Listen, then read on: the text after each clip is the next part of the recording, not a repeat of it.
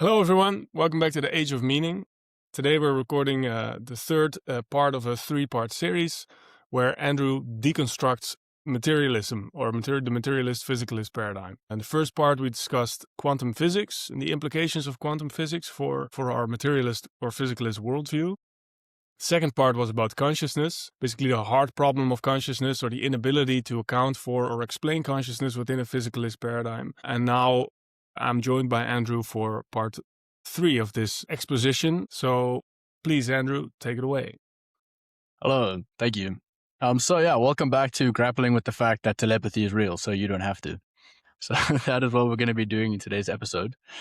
Because the third part of this little series on deconstructing materialism is about the existence of things like telepathy, out-of-body experiences, near-death experiences, synchronicities, and stuff like that. These anomalous pieces of data that really call into question the simple materialist paradigm. And the main way that they do that in this case is that, drawing on from the last episode, is that they completely challenge the idea that the mind is limited to the brain. So once we get into this information, we'll see why that is the case. So like you said, I'm going to be kind of presenting some of the arguments about this. I've been doing some research, reading some books, mainly this book over here called The Sense of Being Stared At and Other Aspects of the Extended Mind by Rupert Sheldrake, Dr. Rupert Sheldrake. He's a biologist. And also the book called The Flip by Jeffrey Kripal. He's a professor of religious studies at Rice University. We're going to get to that later on. Oh, another thing I wanted to say is that we're going to kind of lay out these arguments. And then the point of this episode is, like I said, grappling with the fact that telepathy is real or may be real. We'll leave it at maybe real. You can decide that for yourself as we go on. But I'm going to present some of the arguments, some of the kind of the contemporary discussion about this. And then after that, we're going to have this discussion about the implications of it and what it means and what we think about it and how do you make sense of it? Because it's really quite an interesting topic and it's quite challenging, or just very juicy to dive into at least. Okay, so to draw on the first episode of this series, which was about quantum physics, just to give us a starting point here, I'm going to draw on this piece of evidence from quantum physics, which is the non-locality aspect, which is spooky action at a distance. And I mentioned this in the first episode, but this whole section in this context of deconstructing the materialist paradigm can be thought of as spooky action at a distance, but for the mind. And the reason for that is because it's basically the same thing. There's basically not really a difference. So the word telepathy comes from the Greek tele and pathe, which tele means distance or like in a telephone, and pathe is the word for like empathy or sympathy. So it's like feeling. So it's like feeling at a distance. That's what the word telepathy means in Greek. And we have evidence for things interacting at a distance in quantum physics, and that is with quantum entanglement. Basically, quantum entanglement is a phenomenon where pairs or groups of particles become so deeply linked that they share a single unified state, regardless of the distance separating them. Measuring the state of one particle instantly determines the state of the other, even if they are light years apart. So the key points of this is the evidence from quantum physics that you can have two particles that are light years apart. And if you measure one particle as spinning up, you immediately know its partner is spinning down instantly. And so an analogy for this from Wikipedia is that now this is a description of the actual state of physical matter, okay? So how crazy is this? This is the analogy. Imagine you have a pair of dice. If you take one to the moon and keep one on Earth and they are entangled, every time you roll a 6 on Earth, the moon dice instantly shows a 1, the opposite effect. So there's these two things, these two particles, two objects that can be one on the moon and one on Earth, and they fundamentally are connected, but there's no physical link connecting them. Now, this is what Einstein called spooky action at a distance, because it seemed to break classical laws of physics. But since Einstein's time, they've done much more extensive experiments on it that proved the existence of quantum entanglement. So that leads into what telepathy is, which is basically quantum entanglement, but on a thought level, or just thought entanglement, or energetic entanglement, or spooky action at a distance, but for the mind. So there's a few categories in this field that kind of share the same thing. It's not all about telepathy. So the first one, we have the standard kind of thought transference, which is standardly what you think of telepathy, where you're basically sending one thought. One person is like receiving a thought from someone else's mind. Second thing is picking up thoughts or energy, which can be like feeling that someone's attention is on you, or knowing when someone's going to call you and then they call you, thinking of someone, they send you a message. Then you have precognition, which is kind of like that as well. But more interesting cases are when people have dreams of an event that happens in the future. And you also have synchronicity, which is also kind of related, where the external world kind of aligns coincidentally with your thoughts or your emotions. Very incredible. And you have remote viewing, where the CIA has done studies on this MK Ultra, where they try to train people to do remote viewing so that you can spy on people, like in Stranger Things with 11. That's kind of based on that. And that's also what the telepathy tapes proves with evidence that that's real, or at least viewing without seeing with your eyes into another room.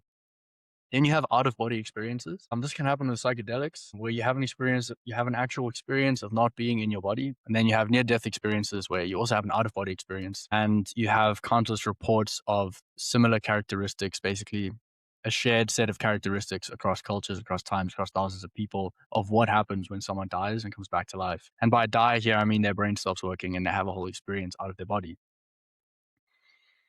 So these are some of the categories that we're going to be discussing. And I've got some juicy pieces of evidence, some juicy pieces of data here. And all of these different areas of kind of paranormal, parapsychology. Also, Rupert Sheldrake defines the word parapsychology as meaning, it doesn't mean that it's like this thing from like this other realm is interacting with the natural world and stuff. The etymology of this is quite interesting. But the word para kind of means parallel or beyond. So there's things that are like extraordinary or that are happening. And he also frames it in the sense that it's really just a biological function that humans and animals are capable of sometimes. And it's nothing unusual or extraordinary. It just seems that way to us because of our paradigm. And so we're also going to get into his ideas about the extended mind and how things have magnetic fields that extend out of their objects, like magnets, or the earth having a magnetic field, gravitational field, in the same way that the human mind can extend out of the brain. So that's just an interesting point to note. Okay. So that's kind of a bit of an introduction. Does that sound clear? Does that sound good? Where we're going to go with this episode? Yeah, for sure. For sure. I Okay. think, what you're basically going to do is like you're going to flag these things that are actually very well documented and well researched, but which generally when people hear about them, they kind of reject them out of hand because they don't fit with their pre-established bias. And so people have a certain worldview, they have a certain conception of what's possible, what's real. And then when something doesn't fit that pre-established worldview, basically whatever evidence there is, it's not even considered, it's just rejected out of hand, right? Which is just, just evidence of a bias. Exactly. It has a lot to do with what people think is even possible. It's like, no, that couldn't be true because the world doesn't work like that. The world doesn't allow for something like that to be real, and that's the thing that you're calling into question, right? You're saying like, well, you need to reconsider your presumptions about how the world works. It's like, how sure are you really that you know how the world works? Because even science itself is undermining the picture of the world that an older version of science used to give us, which a lot of people are still hanging on to. It's classical realist image of reality. So that's basically the point for why you're bringing these things in, right? Yeah, exactly. And there's going to be objections to it. There are objections to it, like it's just a brain hallucination, a kind of brain glitch, or it's just suggestibility, it's just confirmation bias. And there's never really any real evidence for it. But the thing is that, people who are skeptical of it, which is the natural thing, you should be skeptical of it, obviously. But the thing is that people don't actually know the evidence. People basically have zero idea of what the evidence is. So that's what the value of these two books are, The Flip and The Sense of Being Stared At, which is two books that I happen to have read, but there's a lot more evidence to that. But so this is actually, once you actually look at the evidence, it really becomes a different story because you see how robust the evidence actually is for this stuff and how normalized it is in reality. So basically, because there's just thousands, there's just literally countless stories of this, countless anecdotes from scientists, from all kinds of people, from all different cultures that report experiences that indicate that the mind is not limited to the brain.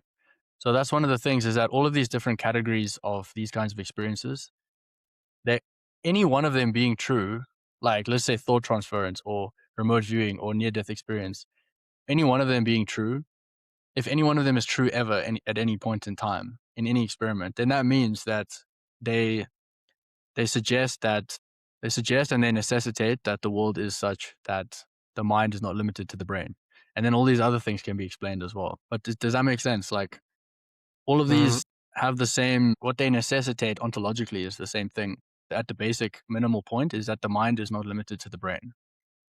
So we'll flesh that out. So with your skeptical objections that you naturally have, let's take a look at the evidence first. So I'm going to start again with the Mark Twain quote. Now, I read this to you, Florian, the other day, but I'm just going to read it again for the impact here, because I think it really paints a good picture of what we're dealing with here.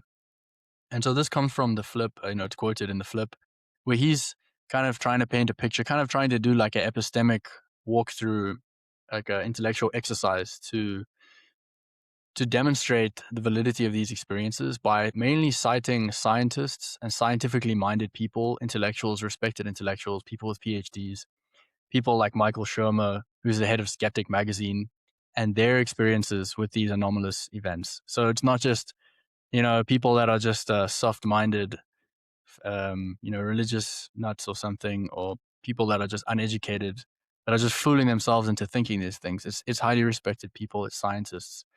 And that's what this book focuses on. So here we have Mark Twain, famous author, of course, Mark Twain. So he has this experience at one point and he writes about it. So he says he has a dream basically about his brother.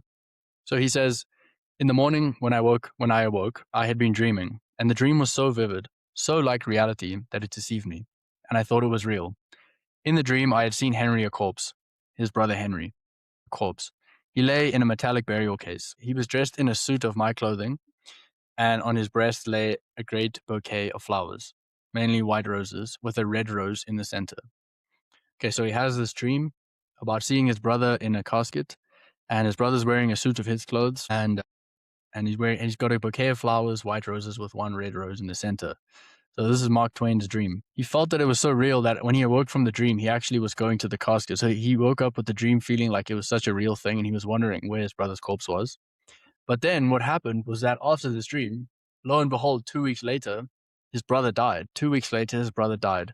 And so when Mark Twain went to the funeral, he says that he came back and he entered the room where Henry lay in the open case, and he was dressed in a suit of my clothing.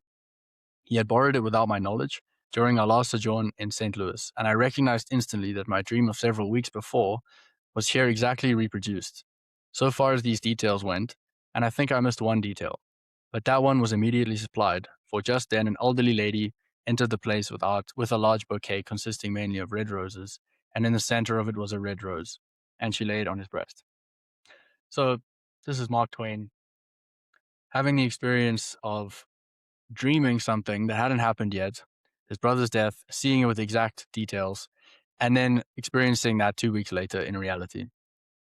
Now, this is not a unique story. These kind of stories happen all the time. And if you go into the literature, you will find literally thousands of these kind of things. There's one that comes to mind of a woman who had a dream about her son being in danger and then waking up and having a phone call that her son had crashed in an accident. And she had a dream that she actually knew where the accident was. And so that's how they found the car. It was in a ditch near the side of the road that the police hadn't found.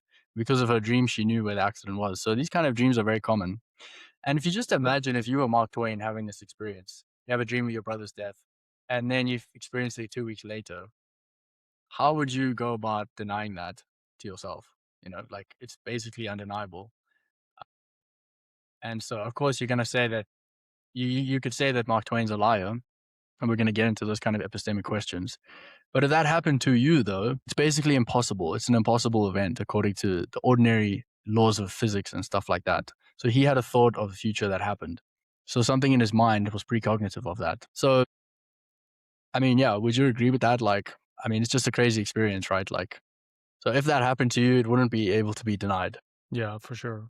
Makes me think of Carl Jung, who at some point he was treating a patient of his, and then at some moments, like he writes about this in his autobiography, Memories, Dreams, Reflections. At some moment, like Jung wakes up in the middle of the night with a start because and like he hears a loud bang. A bang kind of wakes him from his sleep, and then the next morning or the next day he finds out that, and then he wakes up sort of thinking of that client of his, right? That patient that he was treating. Next morning he wakes up and he learns that exactly around that time this patient committed suicide by, a gunshot to the head. And so basically Jung had a synchronous experience of what was happening to his patient, through his unconscious, through his dream of that same event, which Jung conceptualizes that kind of thing as a synchronicity. There's an acausal connection between an event happening in the outside world and an event happening within your subjective world. They're completely synchronous, happening at the same time. So there's no causal relationship, but they're still connected in a meaningful way. So that's what Jung calls a synchronicity. A concept that he actually worked on in cooperation with a quantum physicist, Wolfgang Pauli.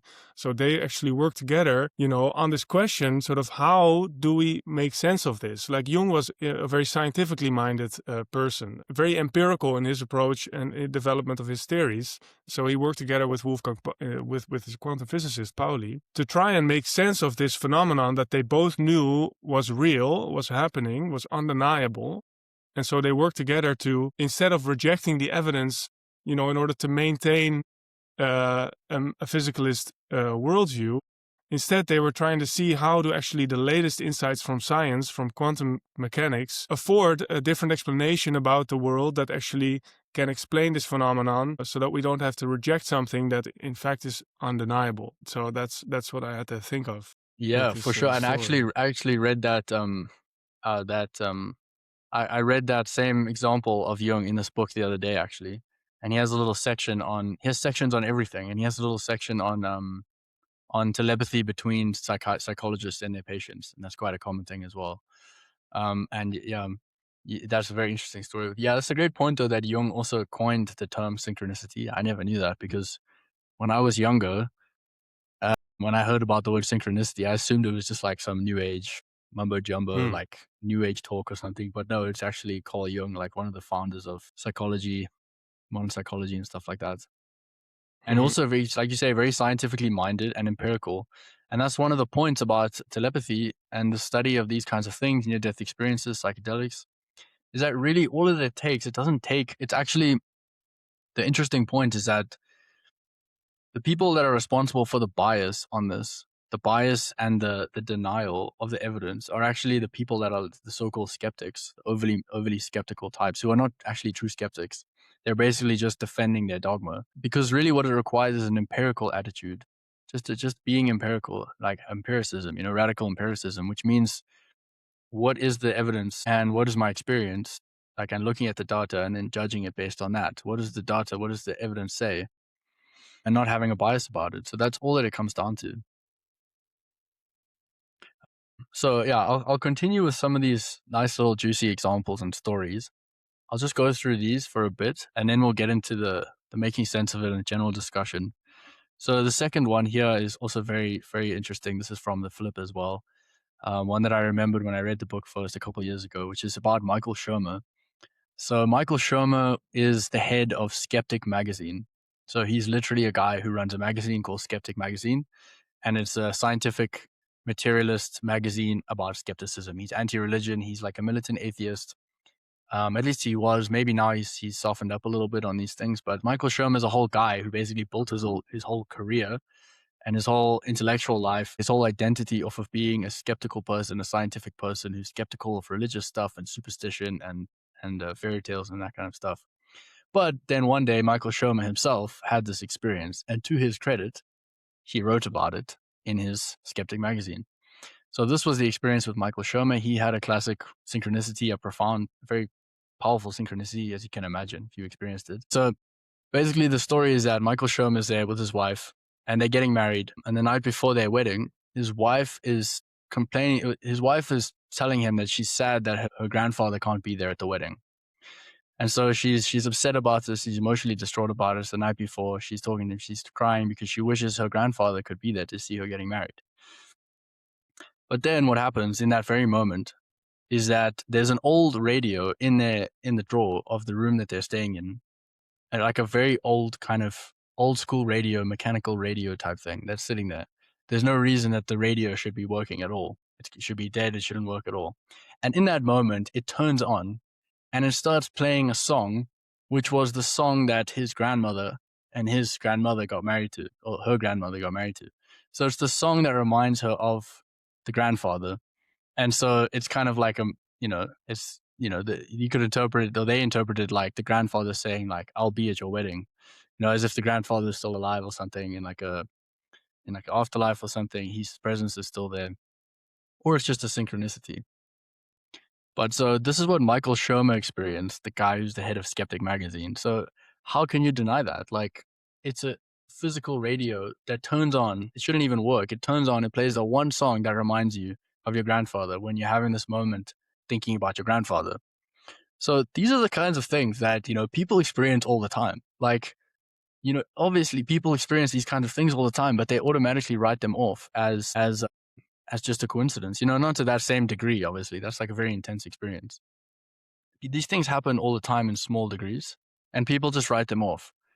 And one of the points that Rupert Sheldrake makes in the book, why people have this bias against it, is basically because of a fear that if this is true, then it means that people can read their thoughts.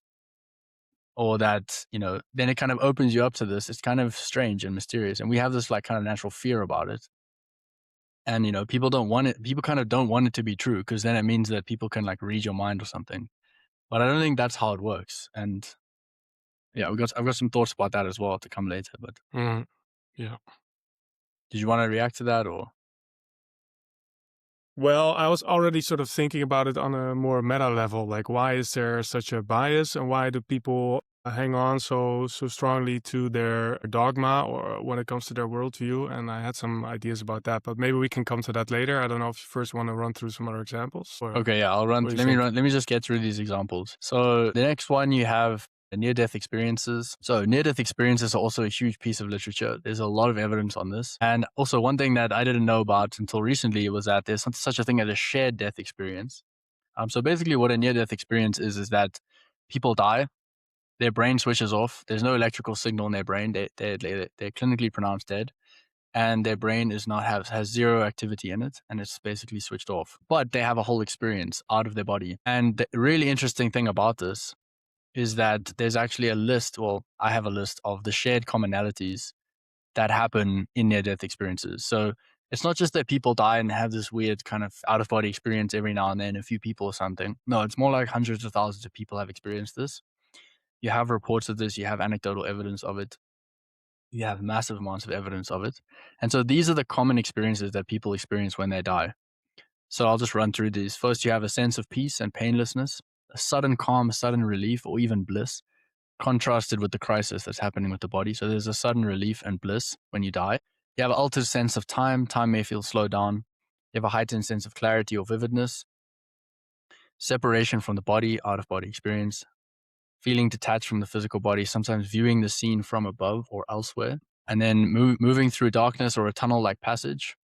That's not universal, but very common, is transition towards the tunnel, towards the light, or an encounter with a light or a luminous presence.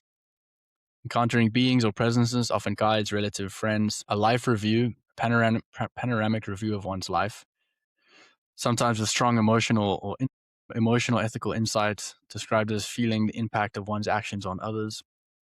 There's a boundary, a point of no return. Crossing over means like a death is final. There's always often a choice or a command or a return. Like it's not your time, you should return to your loved ones. So these are some of the characteristics that people experience. And I've listened to people listen to many, many stories of this just as a very entertaining, interesting thing. And this is what you hear. It's like the same point in the story happened again and again. And then there's always after effects. There's always a profound shift that happens when people have these very significant experiences, that they often change their life, a change in values, change in what they're interested in. They come back and they have a different kind of orientation in life. So those are some of the commonalities of near-death experiences. Now, one of the things I'll just flag is that, part of the argument in this is that people say, well, the brain is switched off. There's no activity in the brain. So this proves that the mind is not happening in the brain. The brain doesn't produce consciousness because you're having this experience while the brain has no electrical signal in it.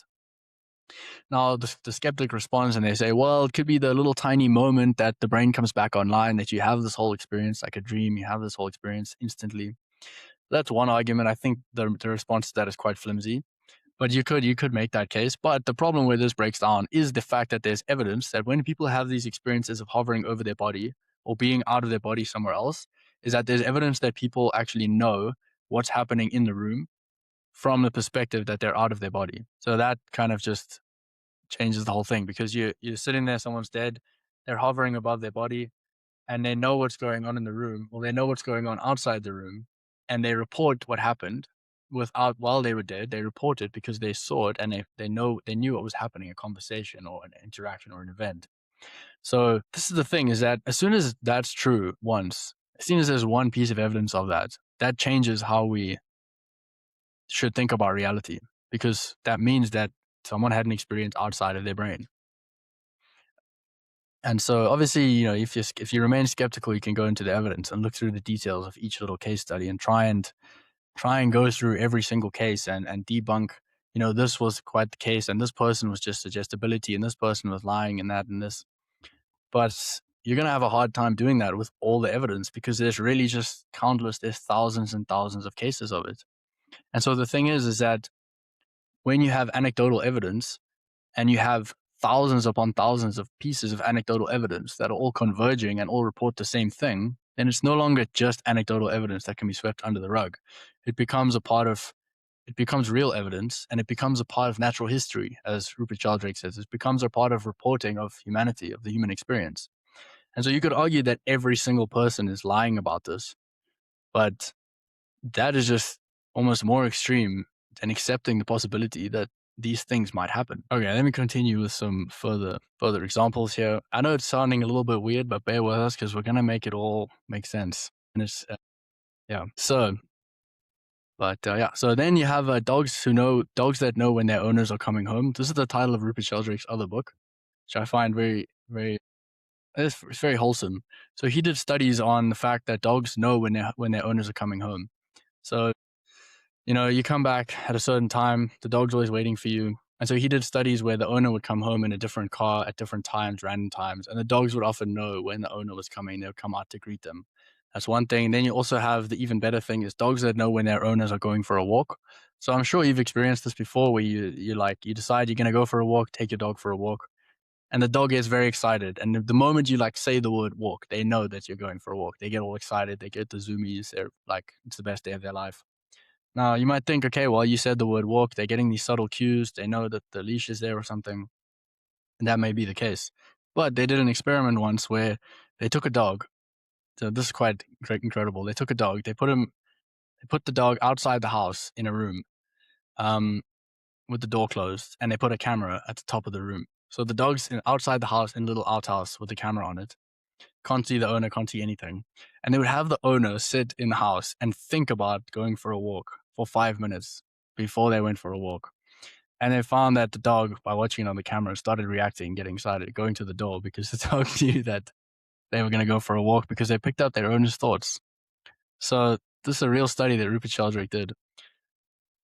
And also, with animal telepathy, it's just quite interesting. Rupert Sheldrake talks about this a lot as well. You also have parrots knowing thoughts. Now, this is a mind-blowing one. And I recently told this to a friend, and she also reacted with like a fear, kind of like, that's creepy, that's scary, I don't like that, which is understandable. And I think this really is part of the reason why there's such a an allergic reaction to this information sometimes. So with the parrot information, first of all, I didn't 100% know that African grey parrots can talk and have fully meaningful conversations with human beings. I didn't know that was a thing.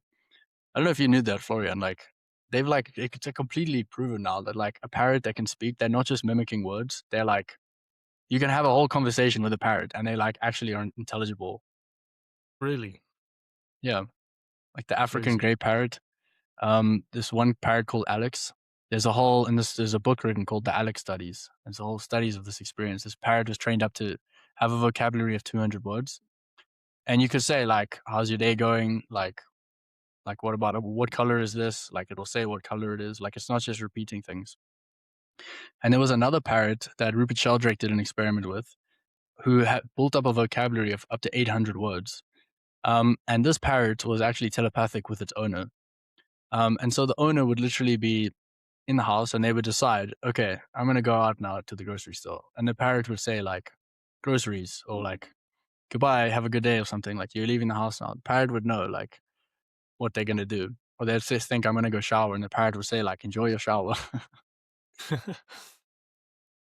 And so, it's extraordinary. And she actually had a journal where she wrote down every single time that she felt like the parrot was picking up on her thoughts.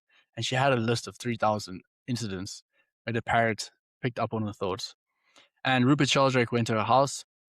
They did a little experiment where, this is in London, they did an experiment where they went into a room on a different floor, closed the door, the parrot can't see or hear them, and the connection is with the owner very strongly. They had the owner looking at pictures, random pictures. They found that the telepathy worked better when the owner was surprised by something. Like, it was a surprising thing. It wasn't like a predictable, just random, like reading numbers. And the owner actually said that she felt like the parrot was like, right, he would pick up thoughts on the crest of her consciousness or something, riding the wave or something like that. And so she would be surprised by like images, random images. And then they had someone in the other room recording what the parrot said. And she showed a picture. Let's say it's a horse with like a man in a bikini on it or something. And then the parrot would say like, that's a pretty horse or something. So the horse was picking up what her thoughts were in another room. I mean, the parrot was picking up what her thoughts were in another room. So this is just some of the extraordinary stories that you read about. This is just the tip of the iceberg, though. Okay, then 2 more examples. Finally, you have the sense of being stared at, which is the title of this book. And that's basically something that's very common. It's known in military people, military personnel, that if you're stalking someone, if you're watching someone, if you're a CIA detective, if you're a detective or something, you shouldn't look at the back of someone's head while you're watching them, because eventually they'll turn around. They'll feel your presence on their head and turn around. And so they've done studies on this, the sense of being stared at. And this is also another thing that people know intuitively. That's a common thing. And then finally, you have the telepathy tapes. Now, the telepathy tapes are a podcast that was done to describe studies that were done, peer-reviewed journals that were done of telepathy between autistic children, severely autistic children, and their mothers.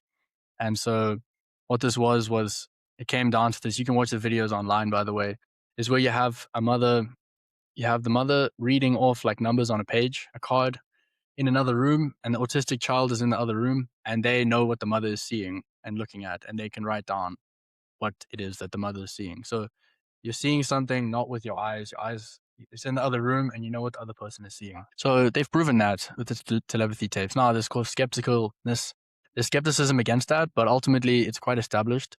And it just goes onto the giant pile of evidence, the mountain of evidence that already exists anyway. So yeah.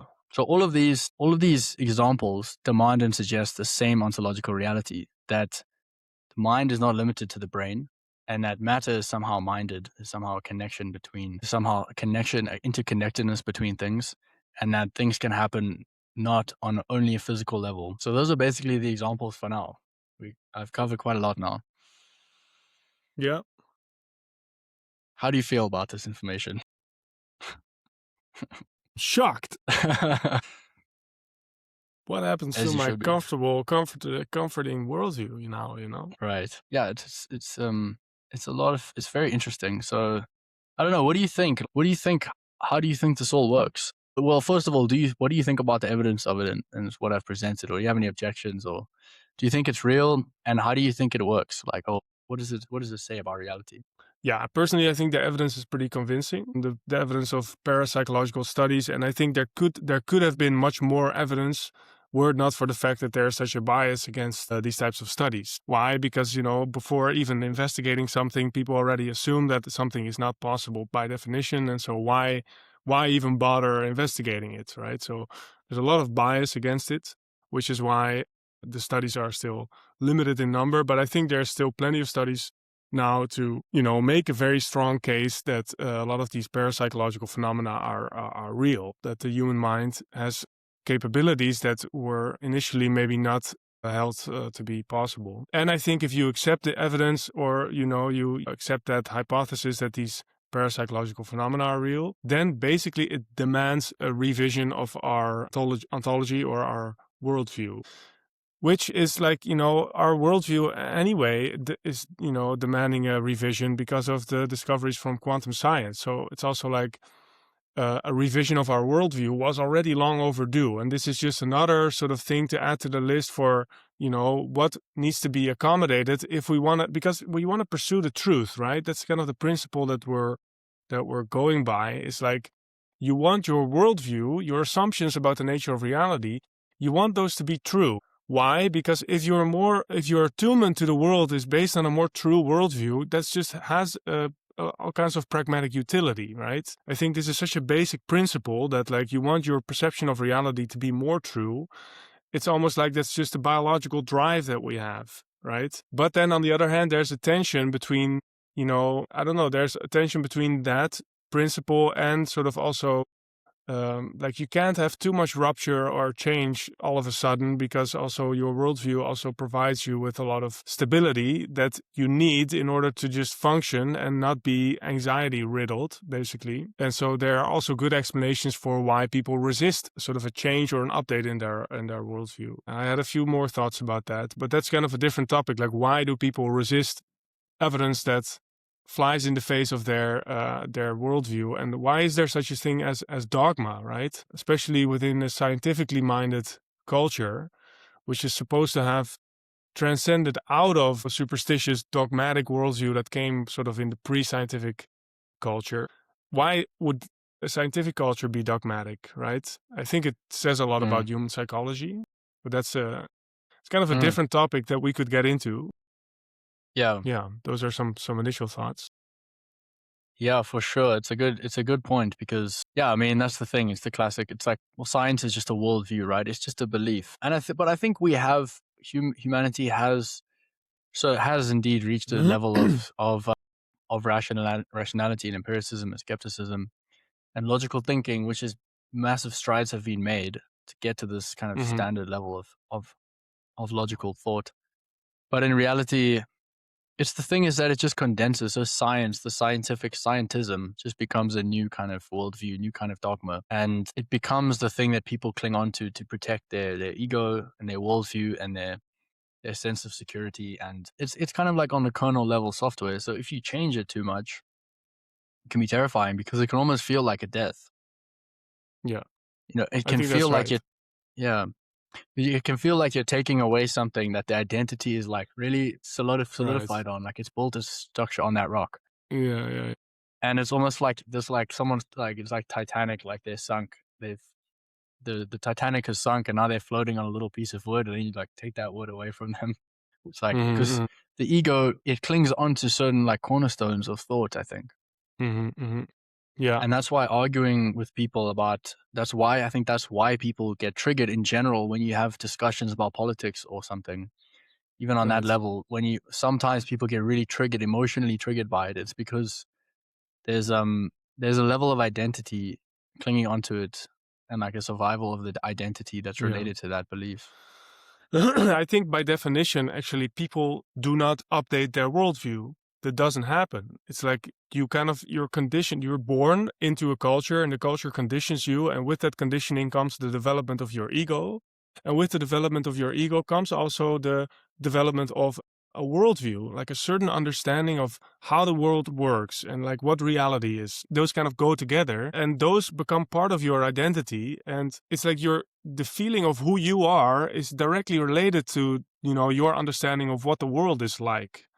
And so I think by definition, people are gonna not want to let go of that, because you feel like, no, it's like there's a reason why I was brought up in a certain way, because, that's why the world makes sense, and I'm not gonna accept sort of things that fly in the face of that just because other people say I should, because directly threatens their ego identity and their sense of knowing themselves and the world. And that's why it took generations for basically a religious worldview, the religious dogma, to be replaced with a scientific worldview or the materialist worldview. It took generations. It doesn't happen in a single person's life, because people are basically not capable of updating their worldview without going through that transformation of a death and rebirth. So it takes a couple of generations, and only like a few generations ago did we enter basically into this new dogma, this new paradigm where we reject religious worldview, we reject the religious cosmology, and we accept a sort of completely new image of what reality is like and who we are within that. And then people get conditioned into that, and that becomes the new dogma. That becomes what people's identities are attached to. And so it's not going to happen that overnight people just suddenly update that. Because then, if the world isn't what you thought it was, then also the fact is that it could be anything else. And like you at that point, you no longer have any idea about what it truly is, because, you can no longer trust the sources of authority that before that point you had been trusting all your life. And then sort of all bets are off. And basically then you're confronted with a chaos, a disorder, a world that doesn't make sense anymore, which is so existentially threatening that, who you are suddenly feels like, it's very vulnerable, and like you don't know how to cope with the world or cope with reality. If reality isn't familiar to you, it becomes very threatening. And then people want to avoid that and hold that off as long as possible because they feel like it will mean their death. But the fact is that a process is possible where you don't necessarily have to die. It's almost like it's a partial death. It's like your ego has to die, in a sense. Your old self has to die. And then basically you have to go through this whole existential process, which is deeply challenging and troubling and difficult in many ways, and come to terms again with reality as it has now presented itself. This novel reality that's not familiar to you, which doesn't make intuitive sense. It doesn't fit your common sense perception of what should be real or what should be possible. So you go through that process, you come to terms with reality as it presents itself, and then you reach a new configuration of yourself where it's not just the worldview that changes, it's also you that changes, because you and the worldview, they go together, right? It's your own configuration in relation to the world around you that has to change. And I think for many people, that's a very difficult process. And that can't be expected of everyone to just, be able to stomach that. Yeah. That's also what I was going to say, is that, it's also not something that people have the time for, basically, in terms of survival and how busy they are in work and everything. Most people literally don't have the time to go through this whole epistemic upheaval, this whole existential process, to grapple with these things and fully carry it out. So I think it's just average person who's not intellectually or philosophically inclined, who doesn't work in that area, just doesn't really have the time to do this full level of change. And it's almost like also a lot of people have gone through, they don't have the space for it with survival and the whole fullness of life going on anyway. And so that's also the value of public intellectuals and writers and academics and philosophers. That's also the point, because they're dedicated to be meaning makers, and doing sense making. But so the problem is that when the sense makers have gone off the path and now they are basically spreading falsehood and just maintaining this old dogma, this old structure that's just decaying and not so true anymore. And then we need new sense makers. And I was also thinking that it's even more challenging to go through this kind of ego death, this worldview death and rebirth thing, when a lot of people have already done that once before, when they kind of outgrew the old school kind of simplistic religious narrative. Like, at one point you become an atheist and you're like, well, Adam and Eve and God as this judge and heaven and hell. Okay, all that stuff is just nonsense. And then you have to you have to accept that loss, the loss of God in your life and the spirits and stuff that a lot of people have from childhood, or that we have as a culture as a whole. And then you move into the scientific paradigm. Now it's like maybe a couple decades later, it's like you have to accept a new paradigm, which includes and transcends the one that you just got into.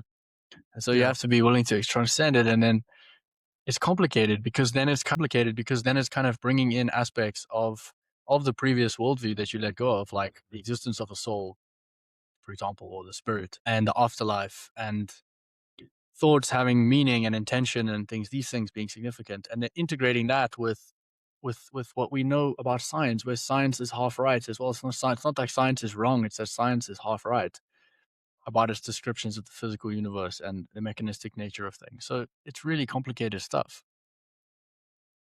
Absolutely. And then also it raises the question of where are how is the dust going to settle, right?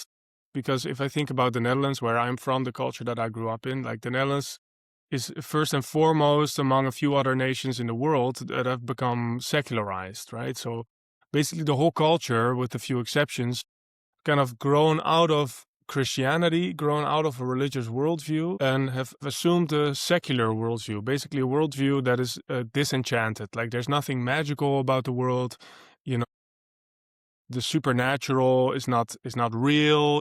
Oh, it's like it's just a natural world that's real, and we understand the natural world through science, and science gives us a clear image of reality that gives us a type of certainty about the way the world works, and it's actually pretty mundane, There's a rational explanation for everything. Whenever you see somebody like with a seemingly paranormal or magical or impossible trick or whatever, you know that they're just it's just a sleight of hand, or they're just tricking you. It's an illusion. It's not really real. There's always some kind of rational explanation for it, because that's the worldview that actually, that's how you're trained to think. Yeah, and it also works very well a lot of the time, right? To have that type of worldview. That's the thing. Yeah, that's also the thing, is that it's often true, and that the skeptical approach is a good thing. So it is often true that these things are illusions, and that there's sleight of hand and there's tricks, and that there is often a rational explanation for things, but not always. And that not always part is where it's got the profound implications for our worldview. Yeah. So that's the thing. There's like this persistent body of evidence that actually indicates that certain things that actually shouldn't be possible are actually happening. And you can either ignore that, but that means you're being unscientific because you're ignoring evidence, or you reject it, which means that you're basically being dogmatic about accepting certain facts and rejecting other facts or pieces of evidence. Or you have to accept that evidence, but then you have to somehow accommodate for that within your worldview, and then it kind of defeats the whole point of the worldview, which is meant to, give clarity about what's possible across the board. And it's like, we thought we'd settled everything, and then it turns out that, well, maybe certain things are possible after all. So then the question is like, okay, what does the future look like? Like, if I take the Netherlands as example, we grew out of Christianity into secular culture. It's like, how is that secular culture going to move into, a revised worldview that allows for certain phenomena, or, allows for the paranormal again, or the supernatural, right? Or however you want to call it. One thing you could imagine is that, like, well, the majority of people are gonna grow out of the category of atheists, and they're gonna become sort of spiritual but not religious. But I think if that would be the case, if that would happen, the majority of people would be spiritual but not religious. The thing that you see within that category is like, I'm trained as a scholar of religion, like trained to sort of study, the new religious movements, for example. So, and I'm also an anthropologist. So when I look at that, what my assessment is that actually then within that category of people who are spiritual but not religious, there's a big lack of cohesion, right? There's a lack of consensus. There's kind of like there's a big fracturing of beliefs. Like, those people believe that thing, and those people believe that thing, and it's kind of like it's a multiplicity and fracturing of beliefs, basically. So in that scenario, it doesn't seem to be the case that a new, clear, propositional worldview would crystallize necessarily. It's just that people then start to believe all kinds of things, and that's also the risk, right? And if you allow for these types of things, then people start bringing in all kinds of crazy theories, right? And that's also what you see happening in the online spheres. Like, spirituality gets conflated with conspiracy theories, and like there's all kinds of epistemological chaos going on, and that type of chaos also doesn't really help to resolve some of these questions that we have about what's real or not. So personally, I think that that's not going to be a very effective trajectory for our culture. It's not going to be like people are all going to become spiritual but not religious.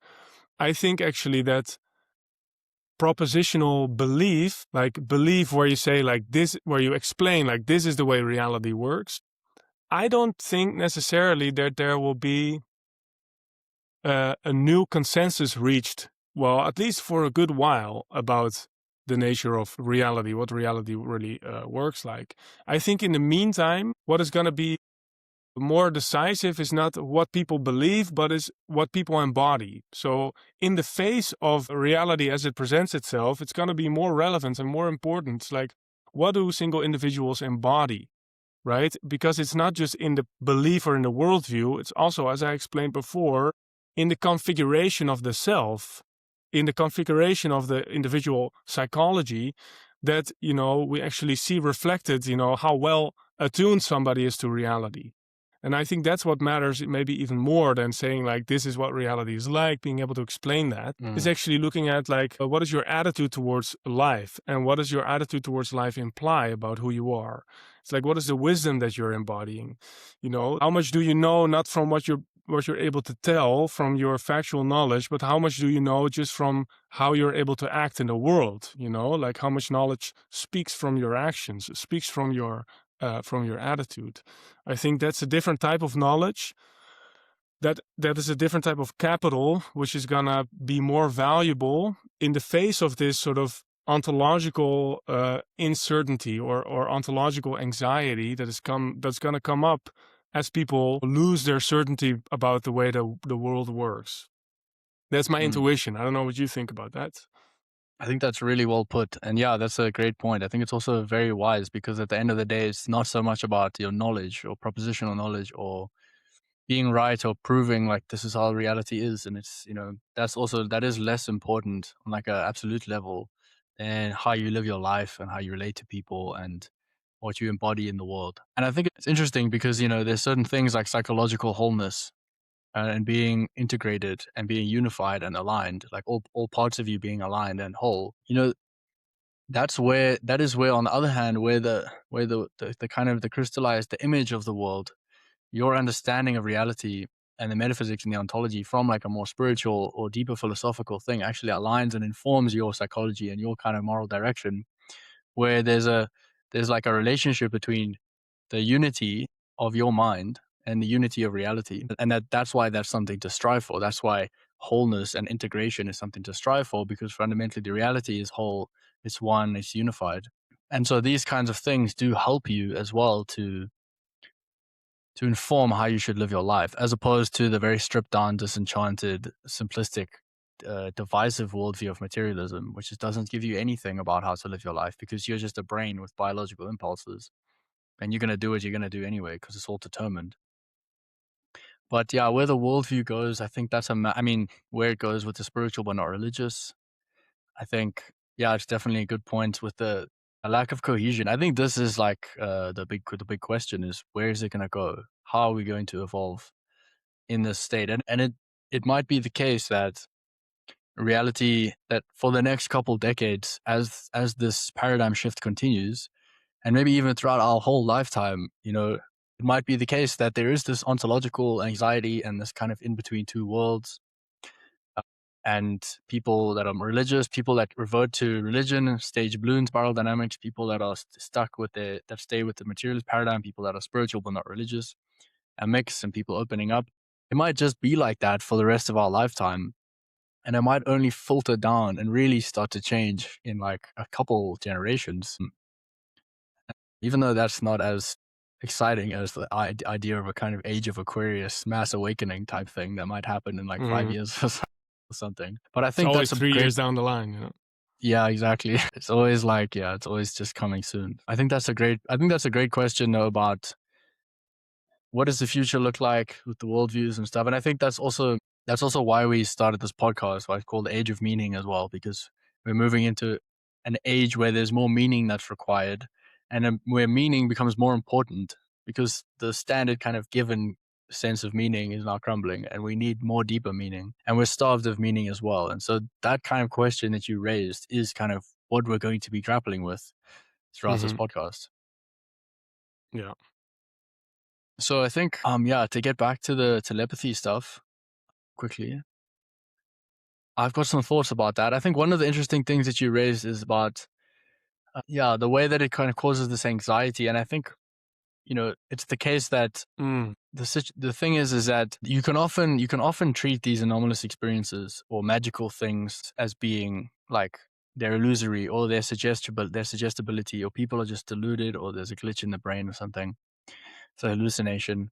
And so that is the case a lot of the time. And a lot of the time, reality does just behave as you would think it would in a normal kind of naturalist view, where you can't hear someone else's thoughts because that would be crazy. And I think therein lies the answer as to why it's not always like this, because simply that wouldn't be very, very useful for the way that the world is organized. If you're walking around and you could just hear everyone's thoughts all the time, that would be rather unfunctional and a bit difficult. So I think the thing is that telepathy and these kinds of profound experiences, these kind of synchronicities are rare and they don't happen all the time. And this is part of why it's so difficult to parse this out, because a lot of people will never experience these kinds of things, or if they do, they'll just hand wave it away, but they'll never experience something so significant that it can't be denied. And I think that's the nature of these kinds of experiences, is that they're rare experiences. They don't happen very frequently, but they happen to some people. And there's hundreds of thousands of cases of this, and you can even look at religions and look at mystical experiences and reports of death from all the religious traditions and pile that into the evidence. You can look at psychedelic studies where you can you can reliably reproduce an out-of-body experience in someone with a psychedelic. But ultimately, though, these things are rare. And so that's the way the world is. It's kind of like it's meant to be like that. It's not meant to be the case that your mind is like totally open all the time and you can pick up on thoughts all the time. No. And I think That's maybe right. some people are more genetically inclined or psychologically inclined to be open to these things. And so some people experience these things, but other people will just not be open to these. And maybe it has something to do with if someone deeply on like a kernel software level doesn't believe that these things are possible, that they won't experience it, they won't experience them, or they'll always ignore them.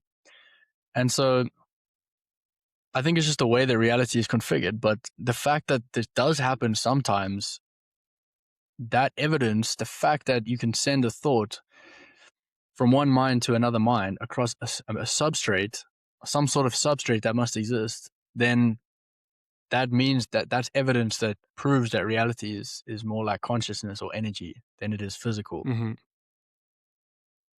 Yeah, that's very interesting. It makes me think of the work by the scholar of religion / anthropologist Michael Winkelmann, and he's been trying to study religion and supernatural beliefs from basically a naturalist perspective and giving a naturalist explanation for them, a biological and evolutionary explanation for them. So basically one of the arguments that he makes is that there's actually an evolutionary advantage for there being a very small percentage in every population of human beings for having these type of supernatural capacities.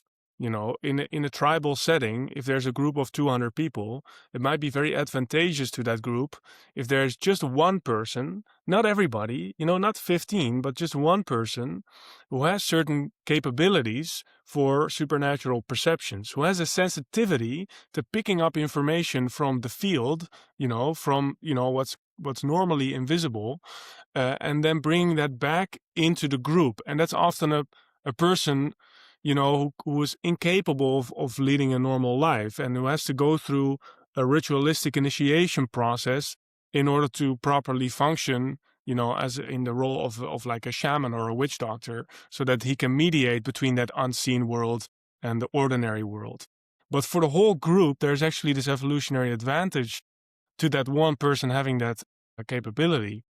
And those people are known about and respected in cultures across the world, right? It's basically shamanistic culture that I'm referring to, that he's but also you could also extend that to like the fact that there's a shaman, there's a medicine man in many cultures, but there's also a priest or a yogi or a sage, or in the Hindu thing there's like there's Brahmins. There's a position reserved in many cultures where it's like that's the kind of spiritual, the spirit medium, the person who's like talking about meaning and spirit and stuff. And that's kind of that role, which is part of the tribe, part of the human configuration in history. Yeah, and so it's both the case that the human biology or the human neurology or just the configuration of the human spirit potentially allows for that type of functioning or that type of perception.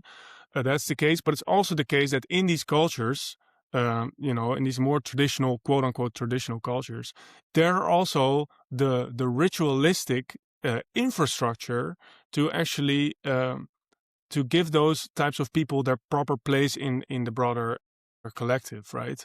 And you need that cultural infrastructure, the ritualistic infrastructure, in order to embed those capacities and integrate them as a collective in a healthy manner. And I think we in the West, in our post-scientific revolution, secular culture, have basically banished that. We've made that very thing into a taboo. It's a taboo. You don't want to really talk about it. If there's anybody in your family, and maybe now we're a little bit more open-minded to this, but 50 years ago, if there was somebody in your family who's coming up with some crazy woo stuff, it's like that person is kind of seen as a threat potentially. And so the way that we deal with that in our culture is we lock them up in an asylum, in a little locked away corner of our society. We put all those people together just so that we don't have to deal with them. And then we have specialists or medical professionals who can take care of them. But basically, we don't really want to see it. We don't want to hear about it. We would rather ignore that. And that's the way that in our culture, that's the way that we deal with that, right? Yeah, and it might also be the case, something just came to mind, is the way that we pathologize that and the way that we have this shadowy relationship to it, like it's our shadow somehow. It's the shadow of rationalism or something. But when people display these kind of unusual abilities or thoughts or disordered psyches or something, that maybe because of our pathological relationship to that phenomena, that it actually creates more negative pathological experiences in people, where somebody might have just had a very open mind and a sensitivity to things, and they would maybe be telepathic, like Mark Twain might have a precognitive thought, a precognitive dream of his brother dying. And, that's a very interesting thing, but he writes about it. He publishes an article about that in a magazine, in which he had to overcome the hesitancy to do that in the first place. But in our culture, if there's someone born who has that kind of sensibility and they experience something like that, their mind is open, maybe they start having visions or something, maybe it would have been a normal way for that to develop and be contextualized in the culture. But because we have this pathologized, fearful relationship to it, it might cause more, more pathology and more schizophrenia and more fragmentation because of that very idea in our culture. I'm pretty sure that's the case. Okay, so yeah, I have some more thoughts about this. So what I was wondering is that, how do you think, this is now like getting into like the metaphysics and the ontology of it, how do you think it actually works? Because how does, like on the one hand, you have this, let's say you can feel someone's thoughts, you pick up the phone, or you somehow can pick up that someone is thinking of you, or you have a sudden thought and they send a thought, or it's proven that a autistic child can see what their mother is thinking. So you can have a thought being transferred from one mind to another, or kind of knowledge that's non-local, knowledge of an event that's not happening right here. And so, yeah, what does this mean? So, I mean, some of the thoughts I just wrote down is that it suggests that the universe is energy-based, or that there is a spiritual dimension. Is the universe basically like magic? It's enchanted. It's the opposite of disenchanted. How can thoughts travel through space to another mind? I think it means that our minds are connected, for one, that energy is real, and it opens the door to the possibility that thoughts matter, your intentions matter, and things like manifesting as well could be seen to be more kind of real in this case. But I think you also really want to be careful to not take this information and just use it to draw wild conclusions and just think to yourself, I can just manifest now, and, kind of get this kind of irrational spiritual view. But it does open the door to these kinds of things. And so what I was thinking is that basically what you would think is that there is a non-physical medium that thoughts can travel through. Okay. Now, the way to imagine that is not that there is some etheric substrate that a thought literally travels through like a cartoon from one mind to another. Because that's how I was thinking about it at first, on the surface. Well, I mean, maybe that is a way to think about it, but that's just a thought experiment. That you could imagine like a thought travels in like an etheric, non-physical, like substance or substrate that goes around. And basically what that is that it's like, you could say that it's the same substrate as what the thought is. So it's like consciousness or energy or something. But I think maybe another way to think about it, and I'm curious what you think about this, is that it's more like the fact that time and space are relative, which is an insight from science that we haven't integrated. That time and space are relative, and that there is no locality. So it's more like you're somehow at the center of the universe, and your mind is just experiencing a reality tunnel bubble, which is reflective of yourself and filters in parts of reality. And so when you pick up thoughts or from another person who's in another place in the world, it's not like that thought just traveled across the continent and went over the sea to physically reach you, because that's still like a materialistic way of thinking about telepathy. Like you would have to have the thought going across the world, coming in, like enters your mind, like pops into your mind. It's probably more like reality is kind of like some sort of paradoxical strange loop where it closes in on itself, and it's more like you feel someone's attention, and that person is like almost, it's more like we pick up thoughts like vibrations that are there in the air. And it's more like the people in our lives are like thoughts in our minds, really, like ideas within our shared reality, neighbors within our shared reality. No matter where you are, when someone thinks of you, you feel their intentionality towards you. Like kind of how your nose feels like an aura of tingles when your hand hovers over the nose. So it's like the world of emotions and thoughts, energy, vibrations, feelings, intentions is more significant, more fundamental than the physical. The physical is just a stage that we play on. So if you imagine like a computer game, you can be on different levels and on different floors within the game, within the computer game. And your friend sends you a message on Xbox Live. You're in a different places in the game. And it'd be like, how can your friend send a message from one level to another to you? But really, you're all playing on the same server and it's all happening in the same Xbox. So that's why the message can be sent, if you know what I mean. Like, It's like non-locality. How can a molecule be entangled with another one that's on the moon? It's because somehow time and space is relative. Somehow it doesn't make any sense. It's completely paradoxical, but this is the thing. There's almost no way of explaining it. There's almost no way of sort of, just coming up with a satisfying and clear, coherent explanation, because it kind of it almost defies explanations. And I think therefore we haven't developed the language yet to address these things, because language itself is attuned to the reality as we know it, and it hasn't yet received the update to address this new reality paradigm, right? So language will always be very clumsy in explaining it. But I agree with what you're saying, and I pretty much feel the same way about it. And it's funny because I was also thinking about the analogy of a computer game. It's almost as if like, life is like an open world computer game, and like we're playing this game. In the game itself, it's like there's time and space, but those are just features of the game. And it's like if you have admin rights, which means that like if you have developed certain capabilities through whatever mechanism or reason, that you can change the settings of the game. And then there are certain settings of the game that you can change where the very fabric of space and time themselves are shown to be, not necessarily structural characteristics of the game.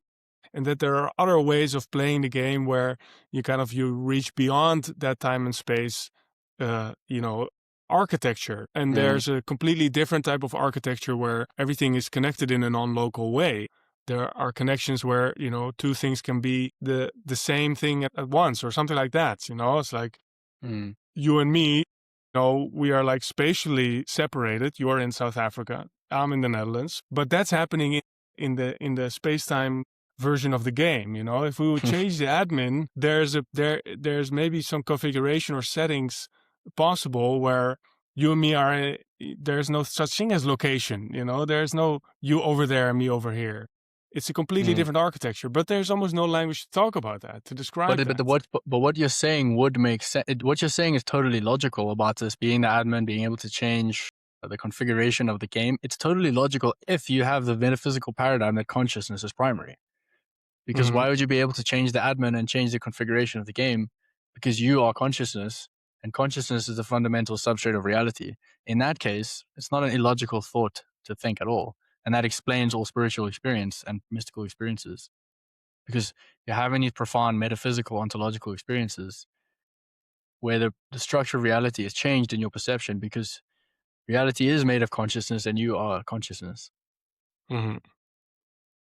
If you take on that view, which is also which we discussed. So I would also say that, like, probably tinkering with the settings of the game, if you're gonna do that in a forceful manner or something, there are serious risks involved. And you might tinker with the settings of the game, and you might not be able to put them back in the way they were and go back to playing the normal game. And that might somehow be a sort of a liberation, but it might also be some kind of curse, or it might also really mess with you. And maybe also there's a reason why, you're born into a certain configuration, and that configuration actually renders reality for you in a specific way. And there's a natural order. There's a natural order to things, and like how certain beings experience reality and operate in the world. And there's a developmental process that you can go through in order to attain a state or a stage where you can transcend that configuration and sort of maybe, escape Plato's cave, so to speak, right? If we use that analogy. But it might be if you do that prematurely, that actually you haven't leveled up enough, you haven't reached a level of development that allows you to carry over some kind of integrity of being and some kind of sort of, being able to actually hold yourself in this environment, which is no longer defined by these, structural characteristics that you have in the ordinary everyday reality, right? So there might be a reason why that's not available to just anyone, and you might maybe not want to sort of break through that door too forcefully. And there are ways of doing that. There are very intense, sort of aggressive techniques to kind of breach reality and break open the capabilities which are latent in our minds, like intense pranayama, intense breathing exercises or something like that, or other sort of intense ritualistic practices, or a very potent psychedelic compound that you can just, consume and sort of, has that psychoactive effect. But I would say that, there's a serious risk involved with that. I think that's a really important point. And also the point about the fact that reality is configured the way that it is for a reason. It's not supposed, there's a reason that not everyone is telepathic. And so that's also one of the things I wrote down. It's like, you don't have to worry about people reading your thoughts. Like, don't worry about it, because there's a greater intelligence organizing, configuring your mind, your being, that is configuring it in such a way where you're not hearing other people's thoughts, and you're not meant to, and you're not going to. If it's going to happen, then there's a reason for it to happen, or there's some sort of anomalous situation going on. But the fact is that reality is meant to be organized in this way. And so this is the thing, is that it happens in some people, and it's possible sometimes, but you don't have to deny. If you look at the evidence objectively, you can realize that this is a real phenomenon for many people. It doesn't mean that it's like some sort of thing to fetishize or to want to happen, or like, or it should happen, or it's going to happen, that it's like everyone can be telepathic and having dreams all the time and precognitive dreams. It's like, no, but it's just interesting information about the world, about knowledge, about truth, about the world, that helps us understand reality. And yeah. So. Yeah. Yeah. I agree. Okay. Do you have any concluding remarks, my friend? I think we should wrap it up now, perhaps. Yeah, I think so too. I think, it's been really interesting to discuss and sort of go through this. So thank you for, your arguments throughout these three-part episodes. And I think the last word hasn't been said on it. There's much more that could be said just on these points and these arguments. And there's, of course, still the remaining question of, if the materialist, physicalist, worldview or cosmology isn't true, then what does reality look like, or what kind of cosmology should we adopt? And that, I think, is a very interesting question. I've always been interested in, like, what are the answers that actually ancient wisdom traditions give to this question, which for me is a very vital, important source of information. But also there's a new frontier in human thought where that can actually be integrated with the latest cutting edge insights of science, of quantum mechanics, of everything that we have from science. And I think that's a very interesting, fruitful frontier of human knowledge. I think we'll be diving into that more and exploring, like, what are maybe some alternative ontologies or cosmologies which you have available to us already, and what do they afford us in terms of, how to make sense of the world, but also, like, how do we relate to the world? How do we live our lives? So I'm very interested to see where that will take us. I agree. I think that's a great point, and I think maybe in the next couple of episodes we can start diving into some of these ancient worldviews, these ancient things like Hermeticism, maybe Neoplatonism, maybe Buddhism, Hinduism. At some point we'll do that, and I think that's an interesting way of kind of grappling with these questions, and comparing that and contextualizing that in the modern world is very interesting. So yeah, thank you all for watching this episode. Thanks for tuning in, and like, comment, and subscribe if you liked the video, and thanks for watching.